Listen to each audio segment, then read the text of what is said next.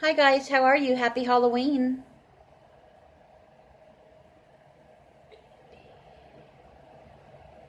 Halloween spider is gonna get you. Oh. My spider ring I had for years.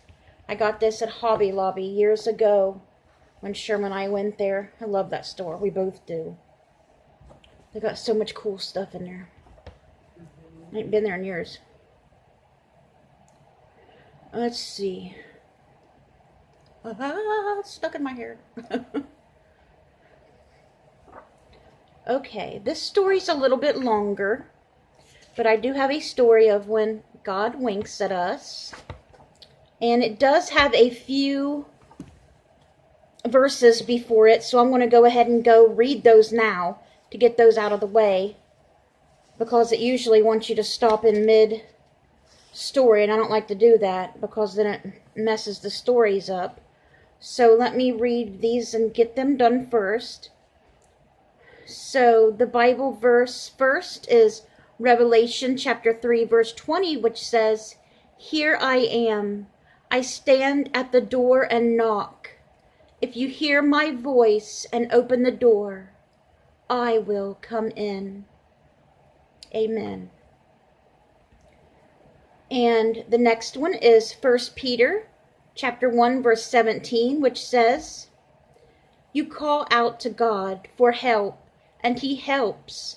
He's a good father that way." Yes, he is. He most certainly is. All right, so that was the two. That was before it. Okay, so let's get started.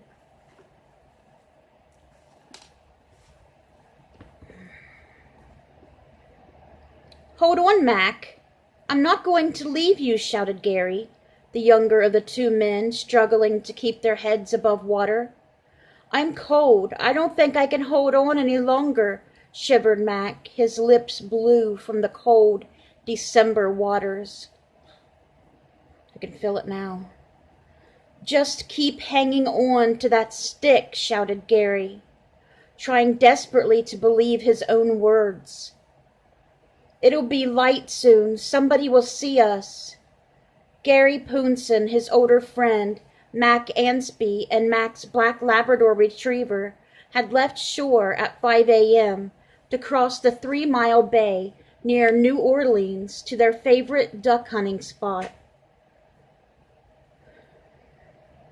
The forecast had called for nasty weather, yet they thought if they got their 17-foot open bay boat across early enough, they could make it.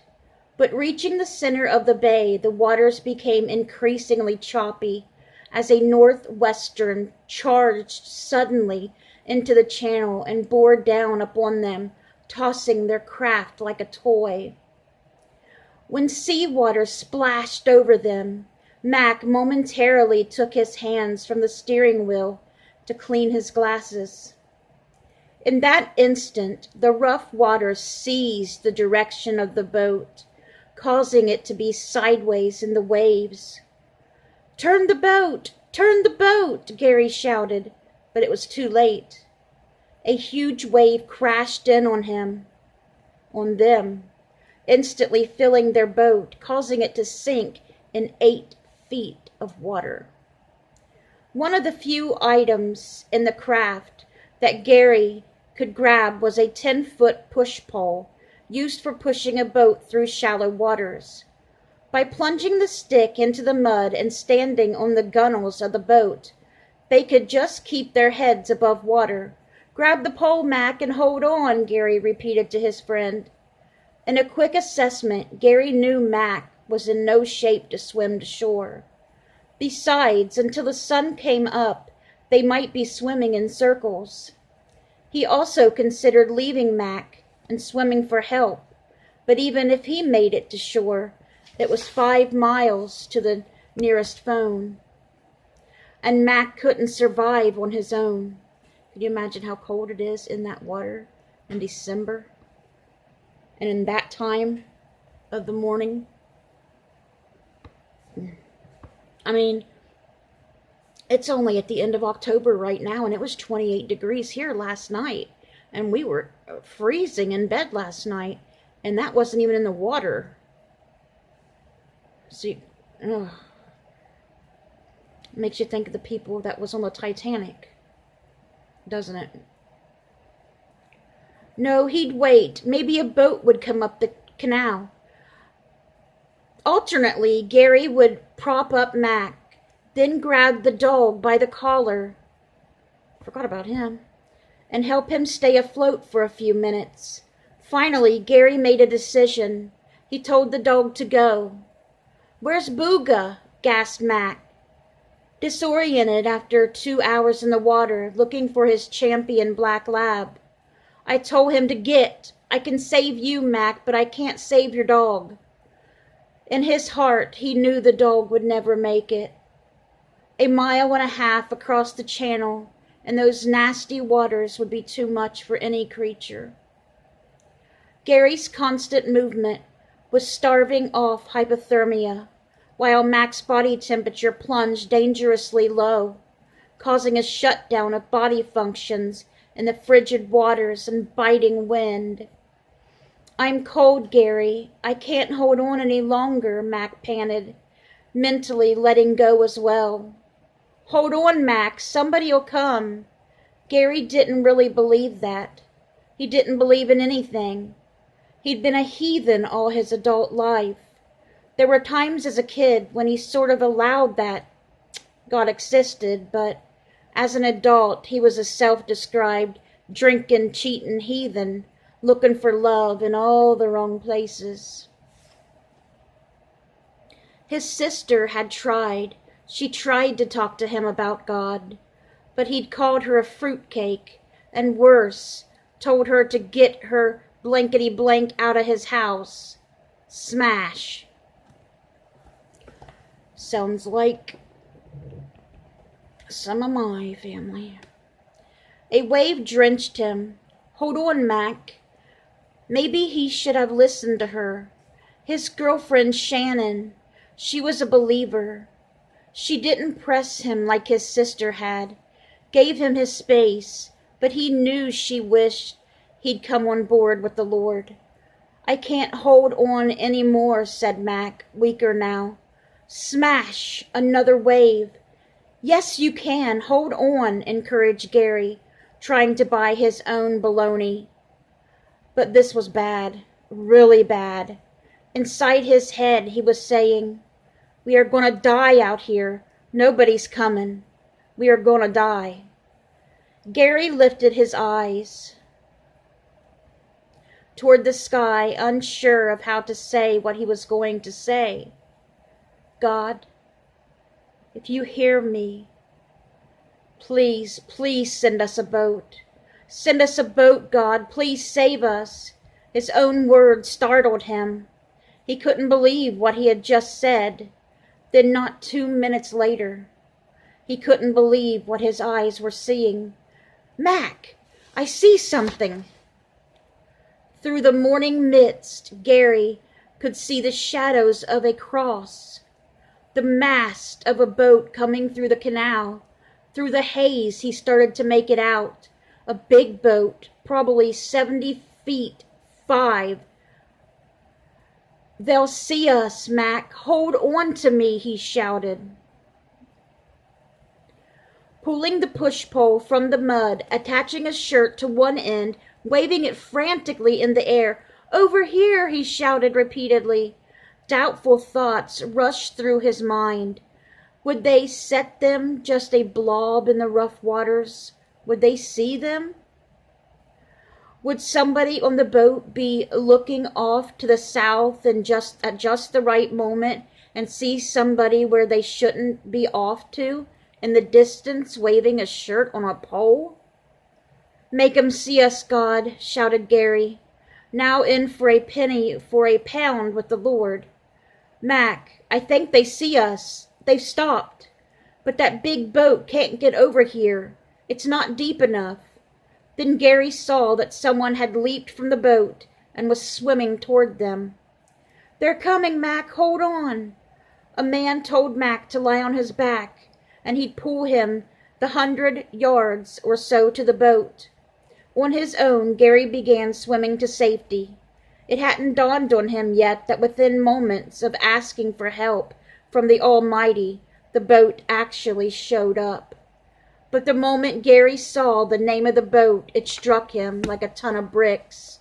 He knew right then and there that God had heard his pleading prayer and had saved him. The boat's name? What do you think the boat's name was? The boat's name was Second Chance. It was his second chance. He's got a chance to do it all over again, for the Lord this time. On board the boat, he met the owners, a husband and wife. It was Karen who had spotted them, and her husband Bimbo, who had just jumped in to rescue Mac. They gave them some dry clothes and tried to get them warm, but Mac was not doing so well. He complained of chest pains. As Karen and Bimbo comforted Mac and Gary, Gary picked up the radio and quickly shouted, "Mayday, Mayday!" A voice cracked over the radio. It was the Coast Guard. They said to hold on. Soon a flapping sound indicated that a medical chopper had arrived, and it was lowering a medic who would grasp Mac in a sling and pull him up. It was an emergency. They couldn't take the time to also lift Gary into the chopper, but Bimbo and Karen let Gary ashore at the earliest opportunity. Bimbo arranged for his brother to meet them and to give Gary a lift to his pickup truck to drive him to the hospital to check on Mac. On the drive to the hospital, the power of what had happened that day raced through Jerry's mind. The near-death tragedy and the miracle rescue. A flood of tears were triggered. As Gary pulled to the side of the road, he placed his head in his arms on the steering wheel and thanked the Almighty. "Did you find Booga?" muttered Mac from his hospital bed. Gary sadly shook his head. The dog.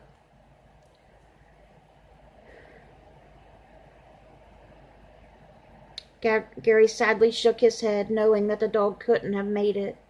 But he promised his friend he would try to find Booga and give him a good burial. "He's a world-class champion," uttered Mac. "I know," said Gary, remembering how proudly Mac had announced that his black Labrador retriever Booga was voted third in the nation in his class. Later that day, Gary borrowed a boat to search the marshy shoreline for any sign of Booga, even though he knew it was a hopeless task. "Woof! Booga, is that you?"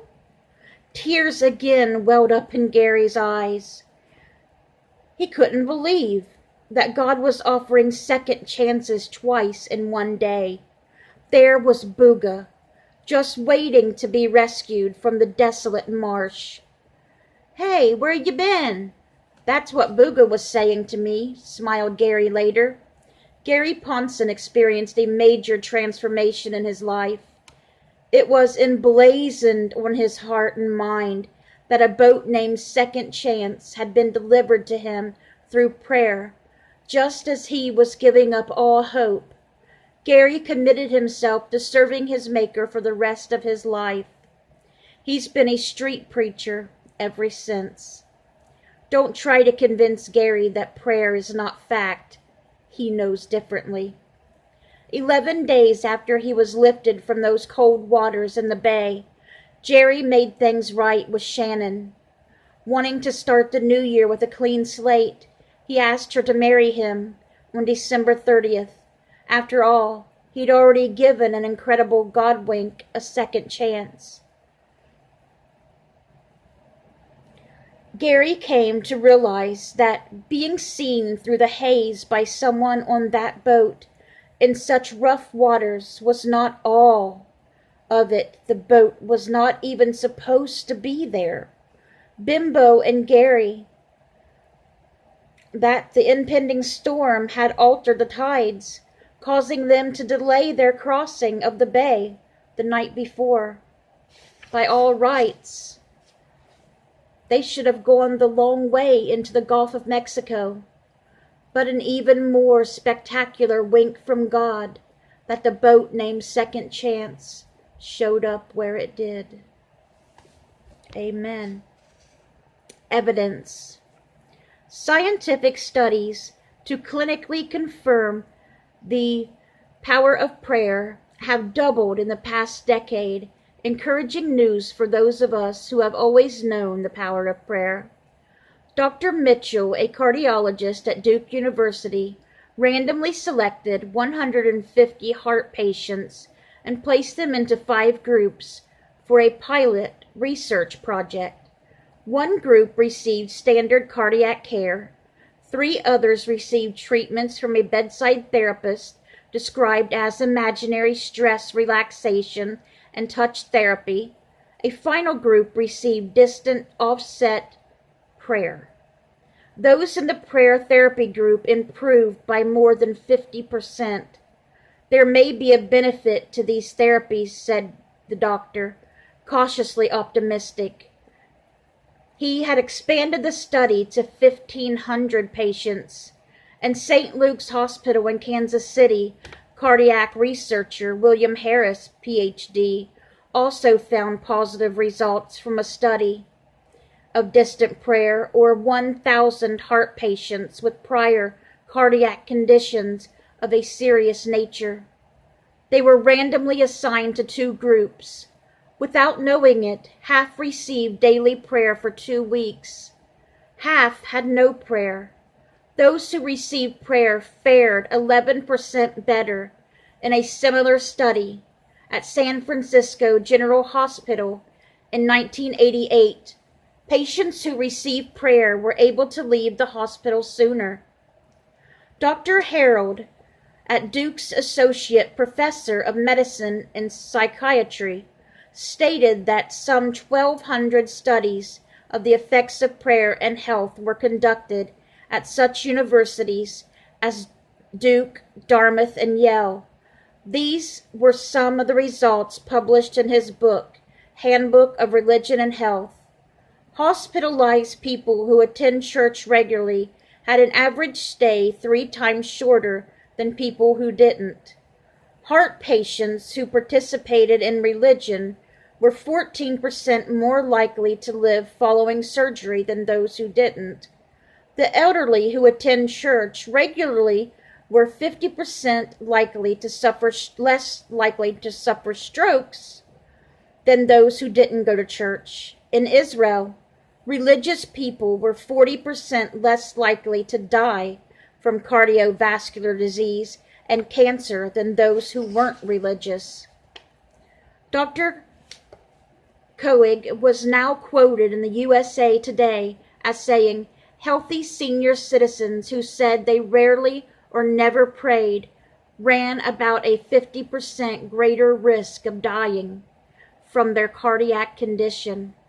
Have I made my point? The power of prayer, the doctor said, is a fact.